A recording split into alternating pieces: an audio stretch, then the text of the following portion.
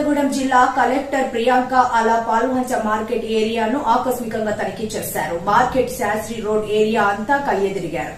వ్యాపారస్తులతో మాట్లాడారు. కలెక్టర్ వెంట అధికారులు, మున్సిపాలిటీ సిబ్బంది ఉన్నారు. మార్కెట్లోని కొంతమంది స్థానికులు మరియు వ్యాపారస్తులు మా బజార్లో మంచినీళ్లు రావడం లేదని, డ్రైనేజీ శుభ్రం చేయడం లేదని, తద్వారా దుర్వాసన వస్తుందని కలెక్టర్ కు ఫిర్యాదు చేశారు. వెంటనే స్పందించిన కలెక్టర్ పాల్వంచ మున్సిపాలిటీ కమిషనర్ స్వామిని పిలిపించి వెంటనే సమస్యను పరిష్కరించాలని ఆదేశించారు. కలెక్టర్ వెంట స్థానికులు, అధికారులు, మార్కెట్ వ్యాపారస్తులు ఉన్నారు.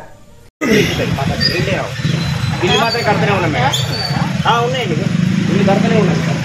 బిల్ మాత్రం పెండింగ్ ఉంటుంది. 9,900 మొత్తానికైతే బిల్ కడుతున్నాం. ఆర్ఓ పెట్టారు,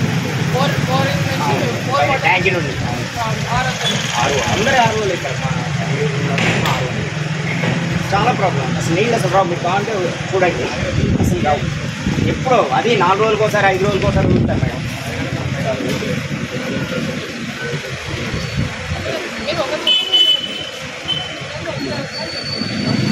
అటు బ్యాక్ సైడ్ ఉంటాం మేడం, బ్యాక్ సైడ్ కూడా రావు మేడం. అసలు అన్ని కలుస్తుంది. అక్కడ పట్టకూడదు కానీ అక్కడ తిరిగి అట్లా వస్తాయి కలెక్షన్. ఆ నీళ్ళు కూడా సప్లైలో ప్రాబ్లం ఉందా? ఓల్డ్ లైనేజ్ ఏంటి ప్రాబ్లం? లీకేజెస్ ఉన్నాయా లేదా సప్లై తక్కువ ఉందా?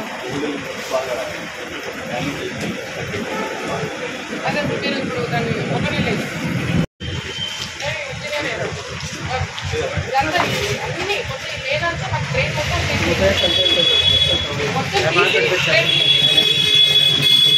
ప్రతి షాప్ మొత్తం తీపిచ్చేసి వీడియోస్ తీపించి మళ్ళీ ఎంత డెప్త్ ఇది మొత్తం మీరు కూడా ఫేస్ చేస్తారండి.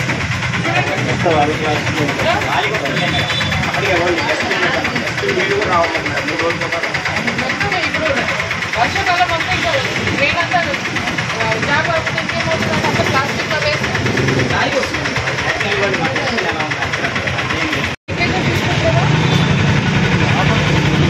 వాటర్ వస్తుందో